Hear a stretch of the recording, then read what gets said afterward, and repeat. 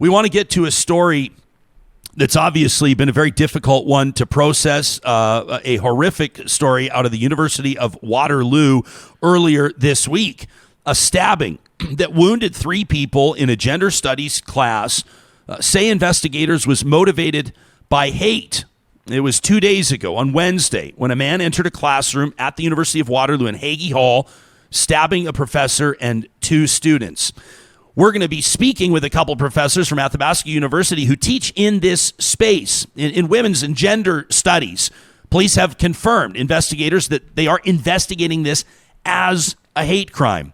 But we wanted to bring you a portion of a chilling interview. This is heavy. This is global news. The interview is conducted by their crime reporter out of Toronto. This is Catherine McDonald, presented by Amar Khan. This is a sit-down with a man by the name of James Chow, who was in that classroom as this went down. The professor replied, "Oh, no, you're probably in the wrong class." Then he said, "Oh, what class is this?" The professor replied, this is a gender class or philosophy of gender class. The man then replied and said, "Oh, can I stay?" The professor then said to him, "We need to continue our class. Could you please leave?"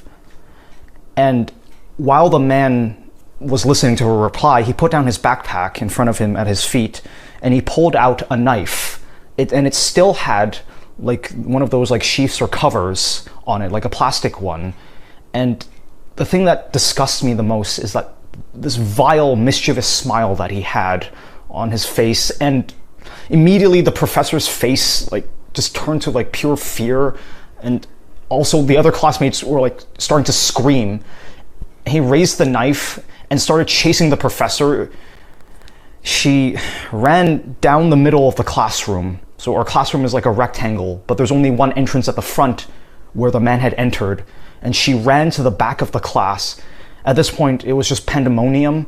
Everyone was screaming. And what I remember was just being near the front row, sitting in fear, thinking, what's going on? My professor was running in the back, being chased by this guy. And the whole time, I don't think he said anything. He was just chasing her. And I thought in the heat of the moment, I need to at least attack him or injure him. So I grabbed a chair right as he cornered the professor in the back of the room and threw a chair at him. And when I threw the chair, I remember seeing the professor was on the ground covering her face and screaming.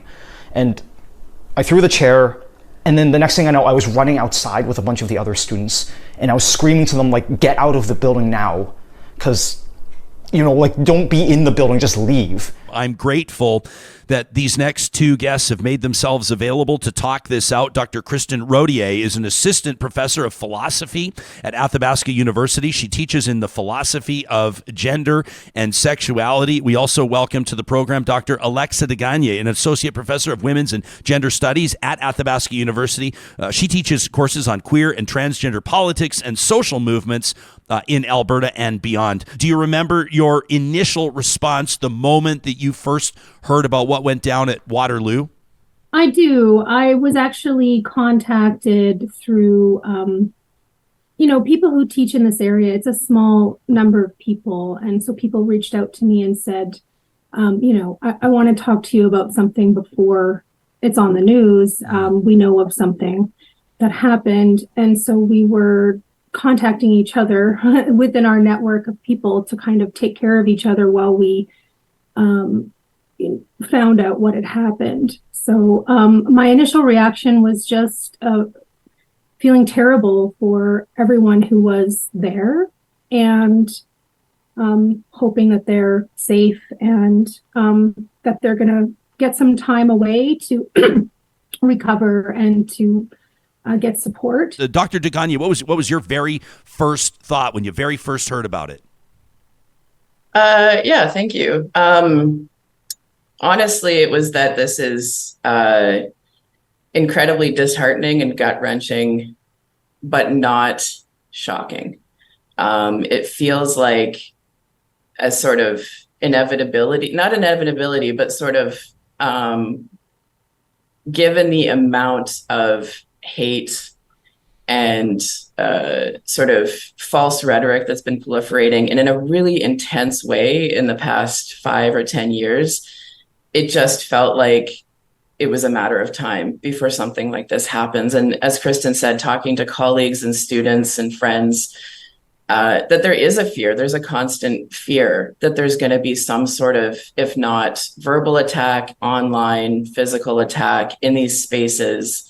That's sort of a constant condition these days of teaching things related to gender, race, indigeneity, and queer and trans theories. Johnny and I, and even guests on this show this week, have been talking about this. I mean, the eruption at the Leduc Council meeting, talking about the Progress Pride flag. I mean, the boycott around Bud Light. I mean, we can get to all of this.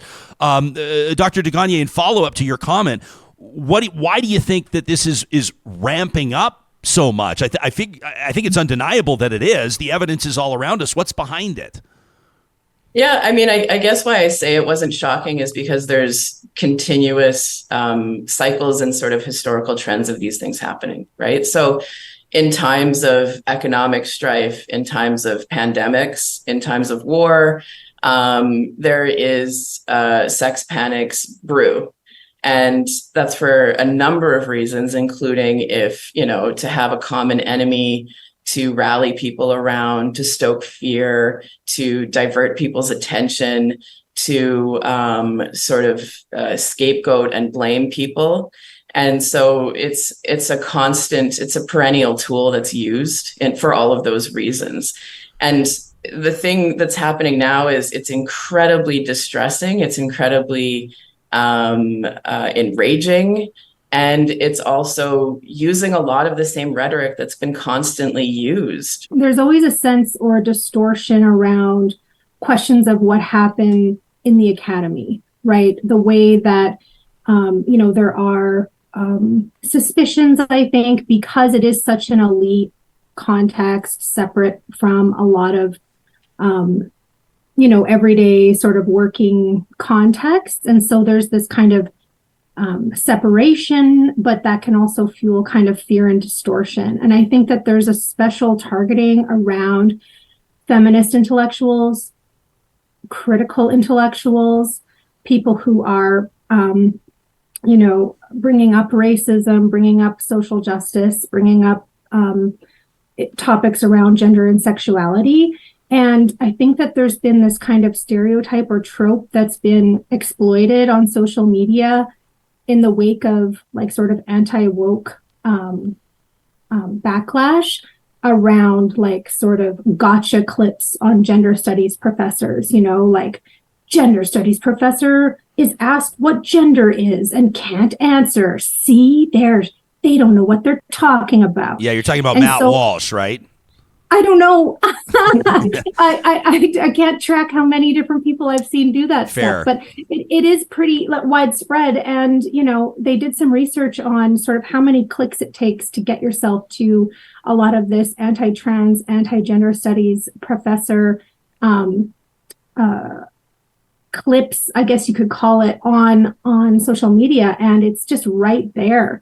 And it's really being mobilized against, feminist intellectuals, which there's always been sort of backlash about bringing in critical perspectives. It's when we think of sort of heterosexuality and cisgender sort of forms of life, how sort of extreme people go to try to reinforce that those are the best and the most normal ways of existing. Like how ludicrous and absurd it is to shoot a beer can with a semi-automatic gun or whatever it was.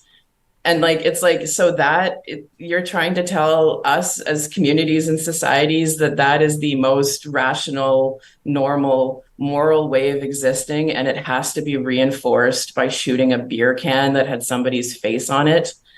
It's just that absurdity, right? It's just sort of showing, that there's a huge amount of fear there, but there's a huge amount of violence ingrained in this kind of reinforcement of gender and sexuality, binaries, identities, characteristics, norms, all of those sorts of things.